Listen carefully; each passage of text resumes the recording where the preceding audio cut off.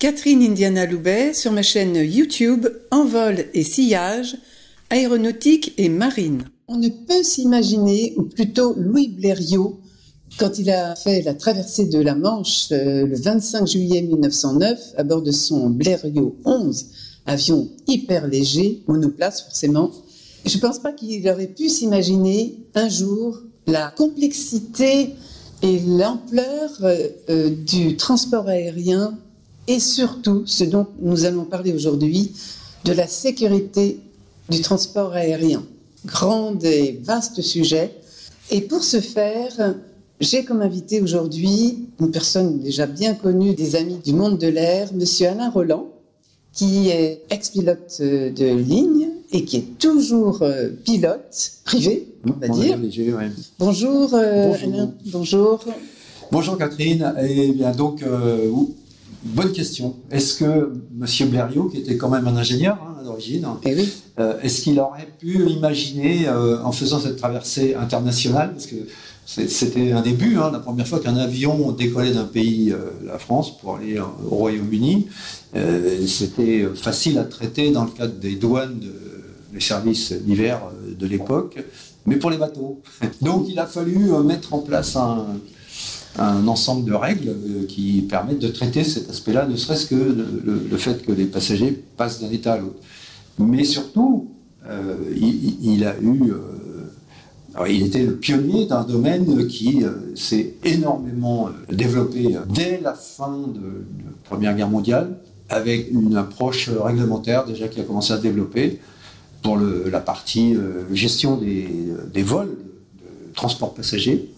Et puis évidemment, le grand essor est venu à partir de la Seconde Guerre mondiale. Juste après, il y a eu la création d'un organisme associé à l'ONU, qui s'appelle l'OSCI, Organisation de l'Aviation Civile Internationale, qui a fixé tout un cadre qui comprend non seulement les procédures pour la billetterie des passagers, mais aussi les opérations aériennes, la formation des personnels, sol, navigants, etc. Donc tout un cadre a été défini au niveau international. Pratiquement tous les pays du monde sont membres de l'OSCI, donc doivent faire en sorte de respecter ce cadre réglementaire qui est divisé en un certain nombre d'annexes. Chaque annexe est consacrée à un sujet particulier, par exemple formation des équipages, normes d'entretien des avions, etc. Et jusqu'à également la fameuse annexe 13 qui parle des accidents aériens, éventuellement. Donc ça, c'est la réglementation mondiale. Voilà. Au niveau international, tout État qui adhère à l'OSCI se doit de respecter la réglementation des différentes annexes. Au cas où il y a une différence, elle doit être mentionnée par l'État concerné. Donc pour chaque annexe, il y a un catalogue complet des divergences par rapport à la règle OSCI standard. Chaque pays a précisé pour telle et telle norme et pratiques recommandées les divergences qui sont celles du pays concerné. Alors, exemple, les unités de mesure. Est-ce qu'on utilise le mètre, le kilomètre-heure? Eh ben non. Et par dérogation, en quelque sorte, on utilise non pas la table SI, donc internationale, des unités de mesure, mais on utilise des mesures spécifiques à l'aéronautique et à la navigation en général, par exemple le mille nautique pour la distance et le nœud pour la vitesse, par exemple. Donc tout pilote doit observer ça. C'est connu, ça fait partie des différentes règles qui sont... alors bon, ça c'est anecdotique, il y a une palette complète de réglementation donc, qui est fixée au niveau ACI, international. Après, c'est décliné, bien sûr, au niveau... Par exemple, pour nous, Européens, aux États-Unis, il y a une administration qui s'appelle l'AFA, nous c'est l'AESA, et donc qui redéfinit pour un espace plus restreint des normes qui sont elles-mêmes généralement plus contraignantes par rapport à celles de l'OSCI. Et puis c'est décliné aussi dans un certain nombre de règles locales, chez nous par exemple, en France, le DGAC est en charge de l'application des normes qui sont en fait maintenant les normes européennes. Il y a assez peu de réglementations spécifiques à la France, ça existe dans certains cas quand même, et donc a priori le cadre réglementaire applicable est chez nous le cadre réglementaire européen. Et donc ça concerne tous les domaines de l'aviation. Donc là, on va pas mentionner les avions, le contrôle aérien, les personnels, l'exploitation, qui est cadrée par une série de règlements. Ces règlements, faut pas considérer ça comme des contraintes. De toute façon, le monde professionnel fonctionne dans ce cadre-là, et donc c'est ce qu'on appelle le standard. Donc voilà. Mais ces règles sont venues les unes après les autres parce que l'expérience a montré qu'elles permettaient de générer de la sécurité, toutes ces règles.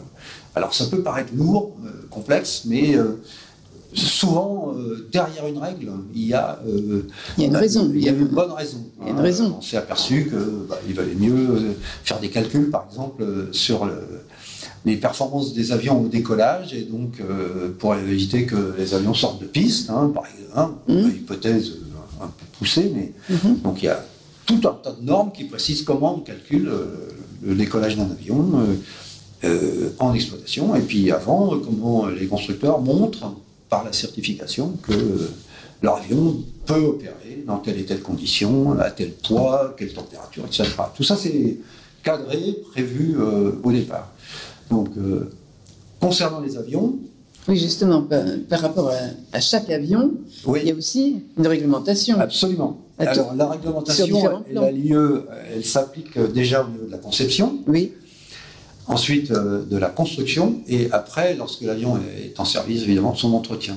Alors, tout ça, c'est normé.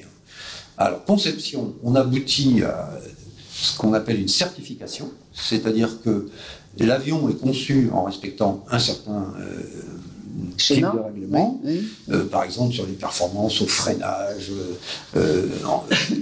qu'est-ce qui se passe quand on a la panne d'un moteur au décollage, etc., etc. Tout ça c'est prévu au niveau de la conception. Ensuite, tout ça c'est vérifié par les essais au sol et en vol.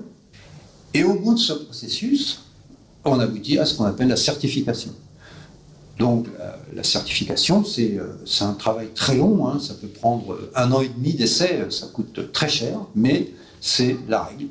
On n'envoie pas en vol des avions avec des passagers payants à bord sur un avion certifié, construit avec des bouts de ficelle et du scotch. Donc, et les essais, pardon, où sont-ils faits, les essais? Alors, les essais sont faits de deux façons, par les constructeurs, qui font l'essentiel des essais de leur prototype.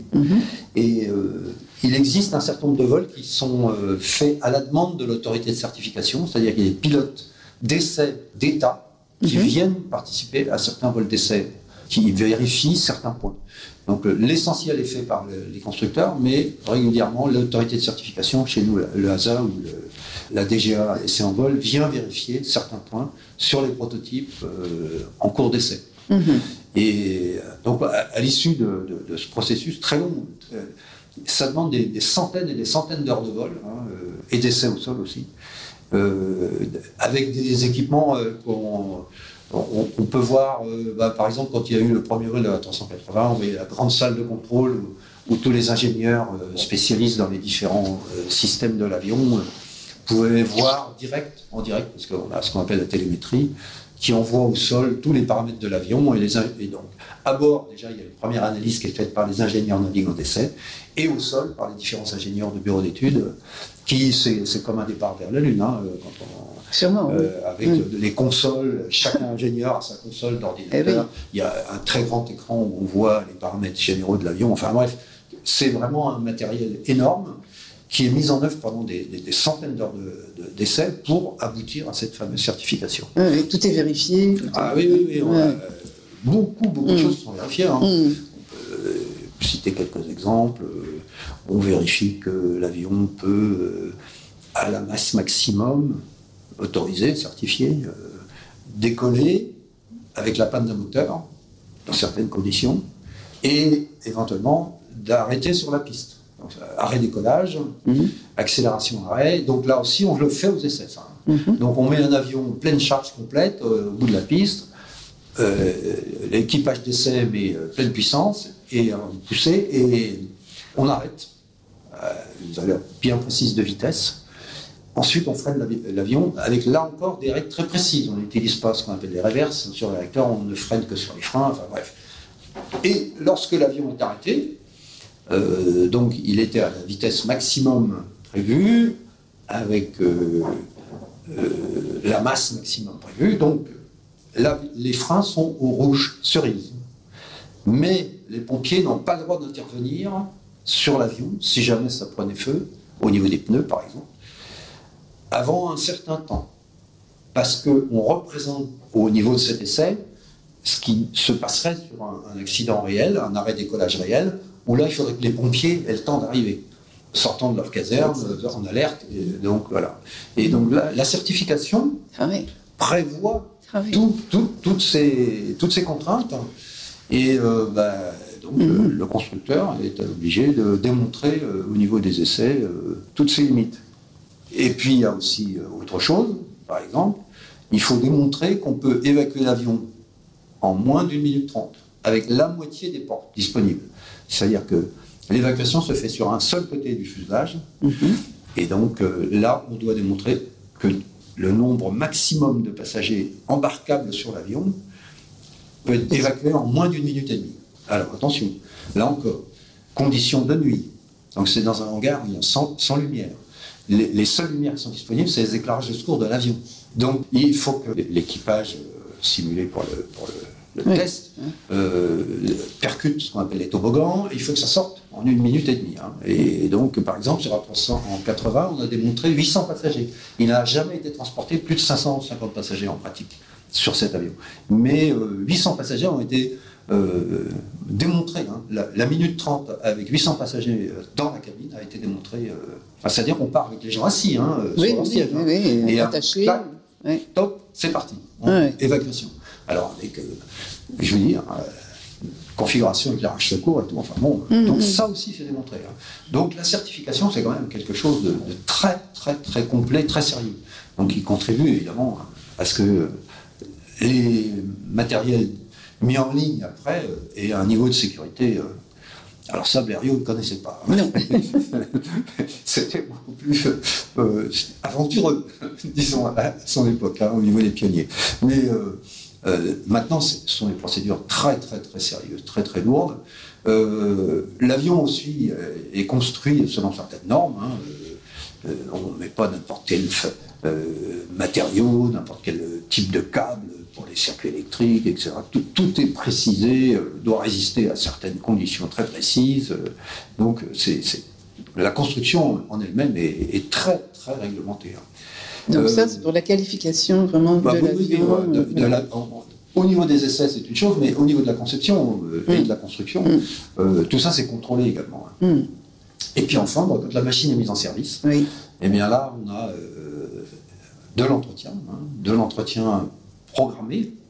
Évidemment, s'il y a une panne, une défaillance quelconque, là, il y a de l'entretien non programmé, mais il y a tout un calendrier de visites d'entretien qui sont prévues, de plus en plus lourdes, c'est-à-dire qu'on fait des petits contrôles très fréquents, et puis tous les 3-4 petits contrôles, on en refait un qui est un peu plus grand, et puis après, on va faire encore plus grand tous les, par exemple, 4 ans, 5 ans, on fait ce qu'on appelle une grande visite. Donc là, on déshabille l'avion pendant 4 semaines dans un hangar. On met l'avion en hangar, on enlève tout, les sièges et tout, on démonte un maximum de choses. Les différentes pièces sont inspectées dans des ateliers séparés, et après, on remonte tout. Et on répare, si on constate par exemple qu'il y a de la corrosion, parce qu'en enlevant un certain nombre de choses, par exemple les matelas d'isolation à l'intérieur des fuselages, on met à jour la tôle de l'avion côté intérieur, et il peut arriver qu'il y ait de la corrosion qui apparaisse parce qu'il y a de l'humidité et qui entraîne une formation de corrosion. Donc là, on répare, on refait tout au propre, et on remonte tout, on réessaye, ça s'appelle un vol de contrôle. Donc là, avant le vol de contrôle, il y a une énorme quantité d'essais pour vérifier que tout ce qui a été remonté fonctionne bien. Et quand tout ça est fait, on remet l'avion en l'air pour un vol de contrôle qui est fait par un équipage spécialisé, qui a une formation particulière, pour vérifier le total en vol. Et on recertifie. Ah non, on ne certifie pas. C'est juste, ça fait partie de la procédure d'entretien. D'accord. Donc, pour l'entretien lourd, on est obligé de faire des vols d'essai. D'accord. Enfin, de contrôle. Et c'est prévu par la réglementation. C'est ça. Donc, conception, construction, entretien, tout ça, c'est dans une enveloppe très, très contrainte. Il ne s'agit pas simplement de passer un coup de chiffon sur le pare-brise quand ça vous chante. Donc, et là, il y a beaucoup de choses qui sont faites sur un avion, planifiées à titre préventif. Et là, pardon, on parle des avions de toutes les compagnies aériennes. Parce que oui, alors, là on parlait d'Air France, par exemple. Vous avez peut-être entendu parler de la liste noire de l'Europe. Donc, alors, dans les pays, on va dire, d'Europe, les États-Unis, le Canada, tout ça, il y a donc toute cette réglementation est parfaitement appliquée, contrôlée. Les compagnies aériennes sont vérifiées régulièrement. Par exemple, dans les hangars d'entretien, on va vérifier. Il y a des inspecteurs qui viennent vérifier la qualité des pièces, si ce sont des pièces d'origine, etc. Bon, j'ai eu quelques exemples dans ce genre-là. Et dans certaines compagnies, on va dire très exotiques, qui sont tellement loin des normes professionnelles d'usage courant que l'Europe a décidé de les classer sur une liste noire. Donc, tout passager qui prend un billet d'avion peut aller vérifier sur les sites internet de l'AESA quelles sont les compagnies infréquentables. Donc là, c'est un peu le choix du consommateur. Si vous voulez vivre une vie risquée, vous pouvez voler sur ces compagnies-là. Effectivement, c'est possible. Ça doit être moins cher d'ailleurs, mais les conséquences peuvent être assez sévères. Il est clair que ces normes amènent un niveau de sécurité extraordinaire. Quand on voit un peu l'environnement, ce que c'est qu'un avion. On imagine une salle de cinéma de 900 places, enfin pas tout à fait, parce que les Airbus à 380, c'est jamais volé avec des nombres, mais disons 500 places, qui volent à 900 à l'heure, et dehors il fait moins 53, et tout ça se passe en toute sécurité, matin, midi et soir. Il y a des milliers de vols qui décollent toutes les heures sur la planète, et tout ça, ça se passe très bien. Mais il y a quand même quelques brebis galeuses dans certains pays où la réglementation est un petit peu survolée, on va dire. Mais là, le passager a son rôle à jouer aussi, en n'achetant pas. Il en a conscience. Compagnie-là, il peut le savoir. Il peut le savoir, oui. Alors, donc ça, c'est ce qui concerne la partie avion, mais on a également le contrôle aérien, qui lui aussi est un univers très réglementé. Les contrôleurs aériens, c'est des gens qui ont une formation qui est déterminée aussi par une annexe au SCI. Les moyens qui sont mis en œuvre, les radars, les ordinateurs de contrôle, etc., tout ça est bien sûr certifié. Et les personnels sont formés selon des formations très très longues. En France, un contrôleur a un niveau plus 5. Et puis les matériels qui mettent en œuvre, les radars, les ordinateurs, leurs écrans de contrôle, c'est vraiment du très très beau matériel. Et tout ça est entretenu, vérifié très régulièrement. Les gens sont informés, mais maintenus en compétences, ce qu'on appelle le maintien des compétences, qui est vrai aussi pour les pilotes. Et enfin, tous les personnels navigants, les contrôleurs aériens ont aussi très régulièrement des sessions de simulateurs où on les met dans des situations qui ne sont pas celles du quotidien. Donc c'est bien l'idée, c'est de maintenir les compétences. Parce qu'évidemment, heureusement tout fonctionne généralement très bien, on est obligé d'entraîner les gens à des situations, et réentraîner les gens à des situations. Et tout ça, c'est réglementé. C'est cadré, réglementé d'une façon très très rigoureuse, très lourde. C'est vraiment la réglementation est très très étendue dans tous les domaines de l'aéronautique. Tout à l'heure, avant de commencer cette émission, on discutait un petit peu et on parlait au niveau du pétrole, justement, pour effectuer un voyage. Absolument. Et là, c'était aussi on rentre dans le domaine de l'exploitation, c'est-à-dire que ce qu'on appelle souvent les opérations aériennes. Alors là encore, ça ne s'improvise pas. Mais non, c'est pour ça. Il y a là aussi un cadre réglementaire. Alors d'abord, les compagnies aériennes, avant de mettre un avion... Donc une sécurité. Ah bah oui, voilà. Ça y contribue massivement. Hein. L'exploitation est faite d'abord par des entreprises agréées. Donc une compagnie aérienne ne peut pas se déclarer compagnie aérienne comme ça et mettre des avions sur les parkings et vendre des billets. Non, ça n'existe pas. Dans l'environnement français, européen, américain, etc. Il faut un agrément des autorités de l'État. Et l'agrément est associé à la vérification d'un certain nombre de qualités de maintenance, d'entretien, de formation des personnels, etc., etc. Et donc tout ça c'est pris en compte par les autorités. Et à la sortie, on a l'équivalent d'une certification pour un avion, mais là ça s'appelle un CTA en France, certificat de transport aérien. Donc la compagnie a le droit d'opérer, après avoir démontré qu'elle était capable de fonctionner en toute sécurité, hein, dans un tas de domaines, hein, entretien, formation des personnels, etc.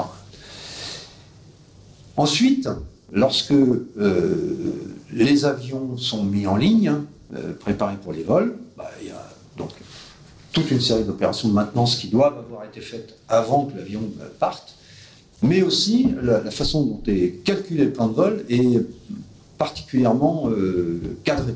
On calcule la quantité de pétrole qui est nécessaire pour faire le vol tel que prévu, avec le vent qu'on pourrait voir, etc. Donc là, ça aboutit à une certaine quantité de pétrole. À cette quantité, on ajoute une petite réserve pour tenir compte d'une marge d'imprécision, par exemple sur le calcul des vents. Ensuite, on ajoute une autre réserve qui est dite de dégagement, c'est-à-dire qu'on prévoit qu'à l'aéroport de destination, un événement quelconque fait que l'aéroport n'est plus utilisable. Ça peut être météo, ça peut être une fermeture parce qu'il a mis l'alerte à la bombe, enfin, ça peut être toutes sortes de choses. Et donc, on a à bord, obligatoirement, une quantité supplémentaire, de carburant pour aller rejoindre ce qu'on appelle un aéroport de dégagement. Ensuite, au dégagement, on a encore une réserve supplémentaire, dite réserve finale, qui permet de tenir l'air encore une trentaine de minutes à basse altitude.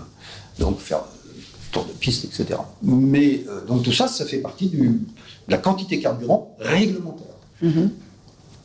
Ce qui n'empêche pas qu'éventuellement l'équipage, le commandant de bord, puisse décider d'embarquer une quantité supplémentaire de carburant autant qu'il le juge nécessaire, compte tenu de son expérience, de l'état de la météo, de l'état de l'infrastructure de l'aéroport d'arrivée, etc.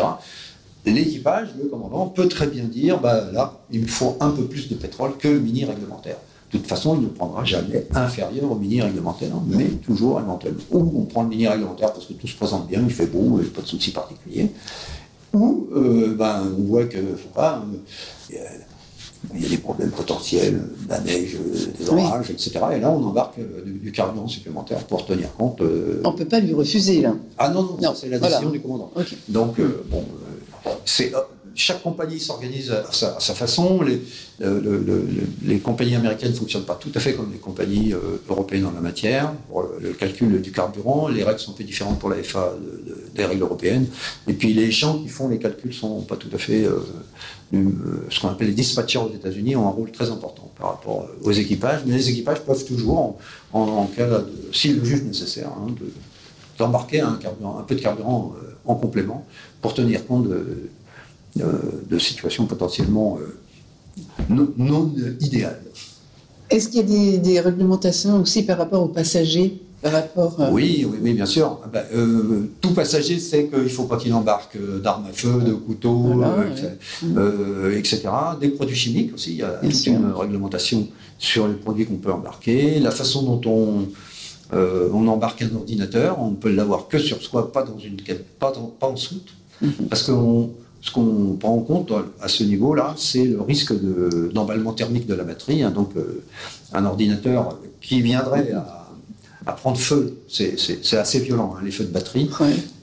En soute, ça peut provoquer des événements assez graves, alors qu'en cabine, l'équipage est formé pour lutter contre les feux, éventuellement d'un téléphone portable ou d'un ordinateur. Donc c'est prévu. D'où la règle qui impose que les passagers embarquent avec leurs ordinateurs en cabine, pas en soute.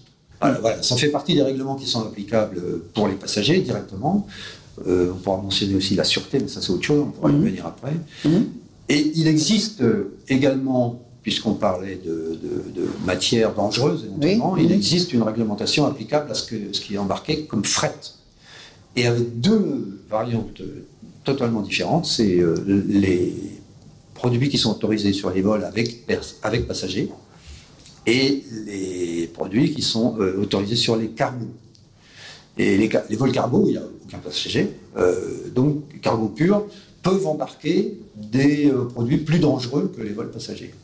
Là encore, c'est une réglementation très technique qui est prise en compte par des spécialistes dans les compagnies aériennes pour savoir ce qu'on peut embarquer, dans quelles conditions. On peut citer par exemple certains types de fret doivent être éloignés d'autres types de fret pour éviter qu'en cas de pépin, ça provoque des conséquences en chaîne. Et donc, les quantités embarquées, la façon dont c'est emballé, est-ce que ça doit être dans les fûts étanches, etc., etc. Enfin bref, il y a toute une série de règles extrêmement complexes, très techniques, qui sont appliquées dans une version plus sévère. Il y a beaucoup de choses qui sont interdites en fret réglementé, ce qu'on appelle les frets dangereux. Sur vol passager, très peu de choses peuvent être embarquées. Par contre, sur le cargo, on peut déjà embarquer beaucoup plus de choses. À noter que dans le domaine du transport, la marine marchande peut embarquer des choses beaucoup plus dangereuses que ce que permet le transport aérien. Même en version cargo, le transport aérien est très très cadré, plusieurs restrictions. Toujours dans le domaine de l'exploitation, on a évidemment la formation du personnel. Qui est très importante aussi. Ah oui, essentielle bien sûr. Et donc les personnels, c'est-à-dire aussi bien les gens au sol, évidemment les mécaniciens, et puis les jasons qui calculent les plans de vol, les dispatchers, tous ces gens-là ont des formations réglementée. C'est pas une compagnie qui veut faire sa formation, elle a l'obligation de respecter un certain nombre de normes. Et donc, les personnels au sol ont éventuellement des licences, c'est-à-dire qu'ils n'ont droit d'exercer leur fonction que s'ils ont un document qui atteste de leurs compétences professionnelles. C'est vrai en particulier pour les mécaniciens, techniciens d'entretien. Et puis évidemment, c'est vrai pour les personnels navigants. Alors, il y a deux catégories. Il y a bien sûr les pilotes qui sont dits en France PNT, personnels navigants techniques, et les hôtesses et stewards, qui sont les personnels navigants commerciaux. Dans un cas comme dans l'autre, ces gens-là ont une formation qui leur permet d'avoir une licence. La licence n'est pas valable toute la vie. Un pilote n'a sa licence que pour 6 mois. Et il passe tous les 6 mois un test au simulateur. Si le test n'est pas bon, on repart vers une formation spécialement adaptée à son cas, et il repasse un test. Donc, la durée de vie d'un pilote, c'est 6 mois. Et une visite médicale également ? Et bien sûr. Ah oui, ça en fait partie, bien évidemment. La visite médicale varie en fonction de l'âge du pilote et des différents pays, mais il y a des règles européennes. Donc, il y a au moins une visite annuelle. La visite annuelle, c'est une demi-journée passée avec des examens, des analyses médicales, l'électrocardio, etc., examen de la vue et tout. Enfin, bon, c'est très très complet. C'est ce qu'on appelle la visite médicale classe 1, qui est réservée aux professionnels, pilotes en particulier. Donc, les PNC, eux aussi, ont une visite médicale qui est dite de classe 2, qui est la même que celle pour les pilotes d'avion légers, en aéroclub. Et donc là, les critères sont un petit peu plus faibles, on va dire, mais enfin bon, ça sous-entend quand même que tout doit être OK. Ça veut dire une bonne vision, pas de problème respiratoire, et ainsi de suite, quoi. On a des gens qui sont en pleine santé, quoi. Alors pour les PNT, donc la visite médicale classe 1 est encore plus exigeante, avec beaucoup de choses qui sont faites dans en gros une demi-journée, tous les ans. Il y a un entraînement aussi, non? Alors évidemment, pour avoir la licence de pilote, qui est valide 6 mois entre chaque test de simulateur, mais d'abord, il faut une formation initiale qui est très très longue, qui s'étend pour un pilote de ligne, ce qu'on appelle ab initio, et Air France, ça prend à peu près 4 ans, donc c'est énorme, avec beaucoup de simulateurs, beaucoup de vols réels aussi, et puis, après, donc les fameux maintien des compétences, donc tous les 6 mois, il faut repasser au simulateur. Et les PNC aussi, ils ont tous les ans, ils ont un cours de révision, en quelque sorte, qui est déterminé pour chaque année dans les compagnies, et on les passe au simulateur aussi. Ils ont une cabine, à Roissy, Air France a tout un hangar consacré à ça, et où on met les gens en situation dans une cabine avec l'équivalent de passagers. En fait, c'est des collègues PNT, PNC qui sont ensemble pour une session donnée. Et puis, il y a un scénario qui se déroule qu'on ne connaît pas à l'avance, évidemment, avec, par exemple, sortie de piste, évacuation passagers. Donc, on fait sortir les gens sur les toboggans et tout. Enfin, tout ça, c'est révisé tous les ans, minimum. Et les PNT, c'est-à-dire... On travaille en équipage, si jamais il y a un gros problème, par exemple sur une sortie de piste, il n'y a pas que le PNC qui évacue les gens, il y a le PNT qui décide, éventuellement qui donne des instructions complémentaires, et les PNC, eux, après, appliquent la consigne avec une certaine latitude. Par exemple, si le commandant donne l'ordre d'évacuation après l'arrêt de l'avion, le PNC est chargé de vérifier qu'on ne va pas faire sauter les passagers dans du feu. Donc il vérifie avant d'ouvrir la porte et de percuter les toboggans, ce qu'on appelle, c'est automatique. C'est la phrase classique, on a tous entendu en tant que passager, PNC à vous porte, vérifier, armer les toboggans, vérifier la porte opposée. La petite phrase habituelle, ça c'est une routine cadencée, très précise, qui prévoit donc le COM. Et les PNC, on l'oublie souvent. Les gens voient les hôtesses et stewards comme des gens qui sont là pour distribuer à manger et le café. Et non, ça évidemment, c'est l'aspect commercial, les compagnies ne l'oublient pas, c'est sûr, mais au départ, les PNC ont une fonction essentielle en matière de sécurité en cabine, donc en cas d'incendie et en cas d'évacuation éventuellement. Donc tout ça, c'est là encore, ce sont des formations de base qui sont certifiées. Les gens ont des certificats, des licences. Et puis ils doivent vérifier aussi, de toute façon déjà à l'embarquement, mais c'est fait par le personnel au sol également, mais ils doivent vérifier aussi certains passagers qui peuvent être un petit peu... Ça fait partie de la formation, oui. Alors là, on est à la limite entre ce qu'on considère comme étant la sécurité, c'est-à-dire par exemple lutte anti-feu, et ce qu'on appelle la sûreté, c'est-à-dire lutte anti... Alors ça va jusque passagers instables, en état psychologique dégradé, on va dire. Ou d'ébriété. Et d'ébriété, ça arrive aussi. Oui. Et donc là, les PNC ont des formations spéciales. Et même maintenant, à Air France, par exemple, on a des formations pour les PNC qui ont au départ été faites par le GIGN. Et donc, pour prendre en compte des passagers violents. Donc, le steward ou l'hôtesse qui est sur n'importe quel vol est capable, moyennant l'utilisation de certains outils et entraînement, de maîtriser un passager qui se contrôle peu ou pas. Ça arrive, c'est rare, mais ça arrive. Et donc dans ce cas-là, les équipages sont formés également et outillés. Et je voudrais vous poser une question aussi. Nos amis les animaux. Oui. Alors là encore, c'est réglementé. Alors, deux cas se présentent, soit l'animal n'est pas trop gros, à ce moment-là, il peut être admis en cabine, mais ça dépend là aussi de la durée du vol, etc. Ça peut être possible. Alors, disons le chat, l'équivalent, le petit chien ou le chat, c'est en cabine. Et sinon, l'animal est embarqué en soute à bagages. Pas oublier que la soute est pressurisée comme le reste de l'avion, et elle est chauffée aussi. Donc le chien, il ne va pas geler parce qu'il est en soute. Mais bon, les gros chiens sont embarqués dans des boîtes spéciales. Des sortes de cage. Une espèce de cage, oui. Et là aussi, c'est réglementé. La cage, c'est pas n'importe quoi. Donc il y a des modèles standardisés.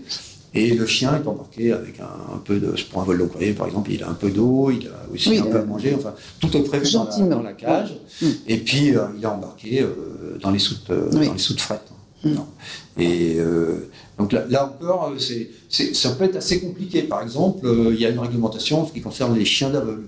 Donc les passagers peuvent embarquer avec leur chien. Alors là, c'est un petit peu complexe, parce que ça se passe en cabine. Le chien, lui, par contre, on ne va pas le mettre en soute. Donc pour un aveugle, il y a des places réservées spéciales et tout. Enfin, là encore, c'est prévu. Tout est prévu. Par la réglementation, Et puis après, évidemment... l'équipage et en dernier recours le commandant fera en sorte d'appliquer tout ce qui est réglementaire et en fonction des conditions réelles du jour. Parce qu'il peut y avoir des situations qui ne sont pas totalement prévues par le manuel. Et donc là, il faut décider en fonction de l'expérience, de la réglementation en vigueur, et donc faire en sorte que la sécurité soit réagir. Éventuellement, oui, réagir au bon moment et rapidement parfois. Oui, Et tout à fait. on connaît bien cette histoire que les repas pilote et du copilote ne sont pas les mêmes. Exact. Ça fait aussi partie de la sécurité. Tout à fait. Et c'est lié à une expérience qui s'est vérifiée. Il y a eu des équipages qui étaient intoxiqués. Pas des repas dégradés. Et donc, l'expérience a servi. Et donc, évidemment, c'était une situation très critique. Quand tout l'équipage est malade, c'est pas une situation d'avenir. Et donc la réglementation a été modifiée à la suite de quelques expériences, heureusement rarissimes, mais quand même, ça a été pris en compte. Et donc maintenant, le commandant de bord n'a pas le même repas que le copilote. Et qu'est-ce qui se passe si un des deux, pilote ou copilote, ne se sent pas bien? C'est prévu. Là encore, ça fait partie de la formation des équipages. Bon, actuellement, l'équipage de base étant pour les PNT, c'est 2 pilotes. Si un pilote a un malaise, bon, évidemment, c'est plutôt rare, vu les visions médicales qui sont passées, etc. Mais bon, par exemple, je sais pas, une intoxication alimentaire, par exemple.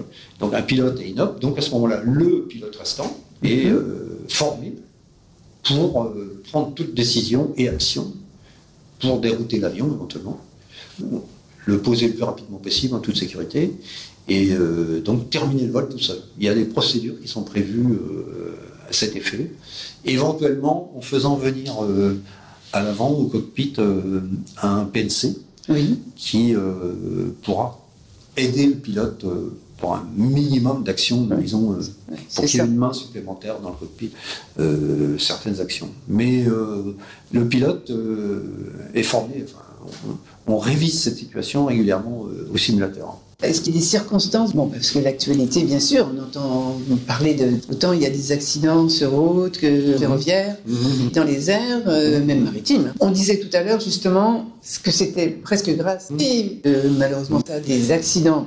Effectivement. Que l'on apprend, évidemment, toujours, qu'on remet en question, qu'on on révise les procédures, on révise les règles de construction, par exemple. L'accident, quand il survient, doit faire l'objet d'une enquête technique. Le but de l'enquête technique, c'est de déterminer, en général, les causes de l'accident, et ensuite de présenter un certain nombre de recommandations.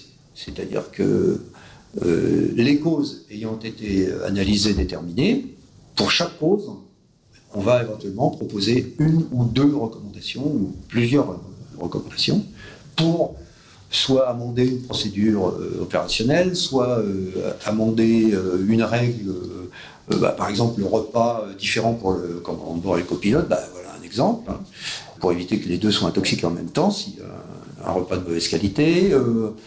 Il peut y avoir un amendement sur l'équipement de l'avion. C'est comme ainsi, par exemple, qu'on a mis en service sur les avions de ligne des matériels qui permettent de détecter la proximité du sol dans des conditions anormales, c'est-à-dire si l'équipage se trouve dans une situation trop proche du relief. Avec la neige, par exemple? Oui, alors ça, la neige, c'est encore autre chose. Ça fait partie, la neige, le givre, tout ça, c'est pris en compte également. On nettoie les avions avant le décollage, c'est-à-dire que on doit avoir un avion propre au décollage. Donc on passe une sorte de karcher avec des produits chauds et avec des anti-givrants. Et donc on dégage tout ce qui est neige et glace sur les ailes et le fuselage et les empennages. Et là, on peut décoller avec ça. Et à l'atterrissage aussi, là, alors l'atterrissage de l'avion avec la neige est certifié pour voler dans les conditions dites givrantes. Là, c'est pareil. C'est une expérience qui s'est accumulée au fil des décennies. On a mis en œuvre des moyens de plus en plus efficaces. Sur un avion de ligne contemporain, le givrage n'est pas vraiment un problème. Mais il faut quand même faire un peu attention. Donc il y en a des systèmes qui enlèvent la glace qui s'accumule éventuellement sur les bords d'attaque quand on vole dans les nuages dans certaines conditions de température, etc. Et donc là, tout ça c'est calculé, ces moyens-là peuvent être mis en œuvre par l'équipage. Donc ça c'est une chose. Si jamais on revient au cas du départ, où il y a de la neige qui est tombée sur les avions, sur les parkings, là, on dégage la neige avant de partir, on n'y va pas. Parce que l'aile avec de la neige dessus, c'est plus une aile, hein. C'est une porte de grange, ça va beaucoup moins bien voler. Donc les gens qui ont essayé se sont cassés la figure, oui, effectivement. Donc on nettoie les avions avant de partir. Le décollage se fait avec une aile propre. Ça représente quand même un engagement important au plan financier, parce que le produit qu'on envoie à haute pression sur les ailes, là, au mètre cube, c'est pas donné. Donc quand on est obligé d'opérer dans ces conditions-là, voilà, ce sont les aléas de l'exploitation, hein, mais tout ça c'est bien prévu, bien déterminé et très généralement appliqué, hein, par conditions hivernales marquées, hein, genre de neige, etc. Vous voyez bien autour de vous ces camions spéciaux là qui arrivent et qui dégagent la neige sur les ailes. Donc ça, le produit qu'on envoie, il est réglementaire, c'est pas n'importe quoi, il a une certaine température.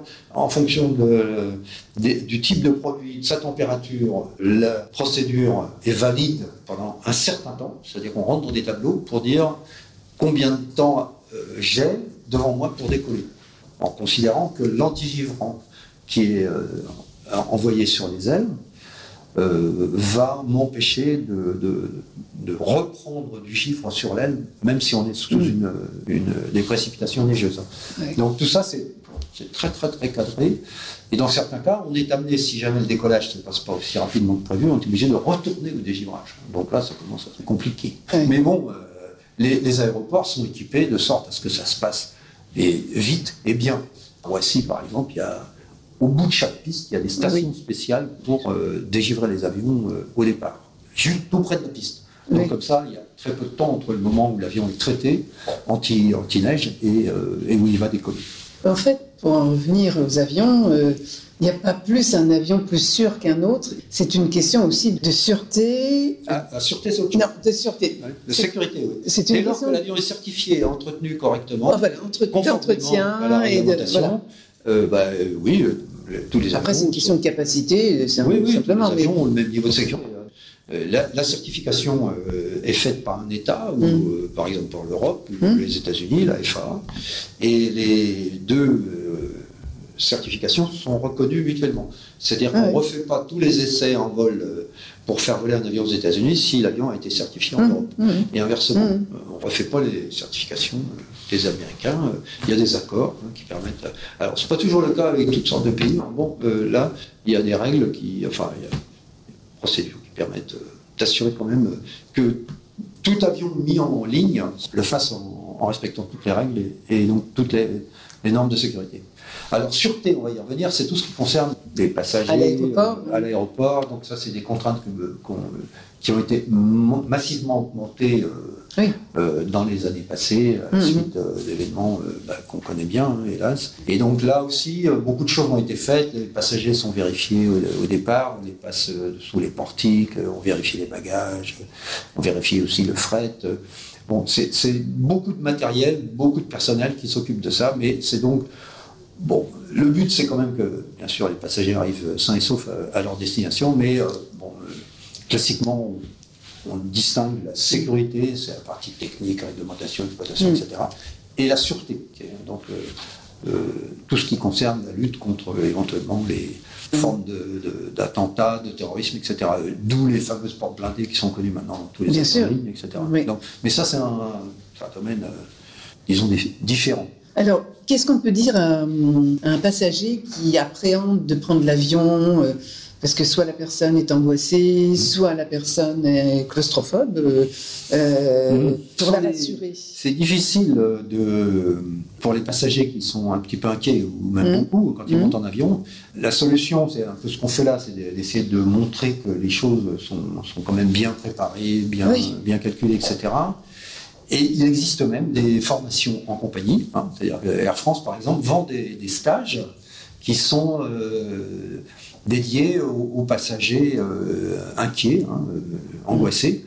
Et alors, c'est assez sérieux, ça dure plusieurs jours. et avec l'intervention de psychologues, de pilotes, voire même éventuellement de séances de simulateurs spéciales pour ces gens-là, et puis éventuellement un accompagnement ultérieur. Lorsque les passagers reprennent place à bord d'un avion, il y a un accompagnement particulier. Enfin bref, tous ces stages sont prévus par certaines compagnies, dont Air France, pour aider les passagers un peu inquiets, oui.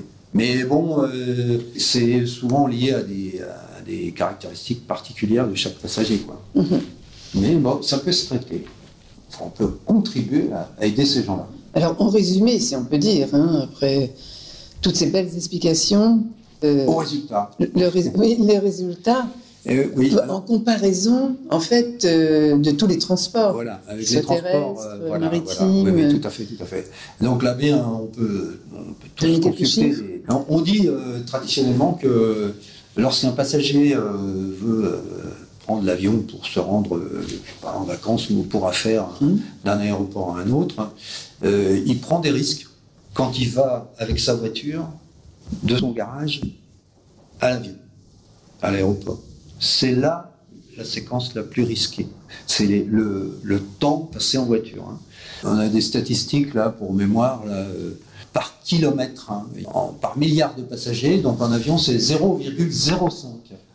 Alors qu'en voiture, c'est 3,1. Donc on a 2 ordres de grandeur de différence. Et donc c'est énorme. Donc là, il est clair que l'automobile qui nous paraît... on sait qu'il y a des accidents de voiture, mais on n'a pas vraiment l'idée chiffrée, détaillée du risque associé au transport automobile. On fait ça tous les jours. Oui, en comparaison, il y a moins de... Le risque qu'on prend en montant dans un avion de ligne, avec tout ce qu'on a mentionné auparavant, pour que ça soit fait en toute sécurité, eh bien, le risque, il est minimum sur un avion. Minimum. Il est même inférieur au transport classique, chemin de fer, etc., bus. Donc c'est du même ordre pour les bus, par exemple, d'après nos chiffres, 0,4. Mais non, c'est un ordre de grandeur. Un autobus, on a 0,4 de décès pour 1 milliard de passagers. Et en avion, c'est 0,05. On est un ordre de grandeur plus haut déjà en bus. Et comme je disais tout à l'heure, encore 3. On passe de 0,05 à 3 pour la voiture. Même le chemin de fer, c'est 0,6. Donc, on est un ordre de grandeur plus dangereux en chemin de fer, alors qu'on n'a vraiment pas l'impression de se mettre en danger quand on monte dans un train. Eh bien, mais oui, mais les statistiques là sont claires et nettes. L'avion qui paraît le plus fragile, le plus sophistiqué, etc., a les meilleurs résultats d'un ordre de grandeur près, c'est-à-dire un facteur 10. Oui. Donc, aujourd'hui, tout est fait pour la sécurité dans les avions. Ah bah oui, absolument. Or, le cas qu'on a mentionné tout à l'heure des compagnies sur liste noire, donc quand on prend un avion en Europe, aux États-Unis, au Canada, etc., c'est un voyage qui, a priori, se passe en toute sécurité. Il y a des milliers de vols chaque heure sur la planète qui se terminent sans aucun événement, comme on dit. Heureusement, oui, parce que tout à l'heure... Prenez comme exemple, là, c'est vrai, quand on passe au-dessus de l'Atlantique, combien, vous m'avez dit, d'avions... Il y a des dizaines et des dizaines d'avions qui croisent l'Atlantique tous les jours. Tous les jours. Et tous ensemble, je veux dire, c'est un bloc d'avions qui... Quand on voit les images sur Flight Radar 24, par exemple, quand on voit...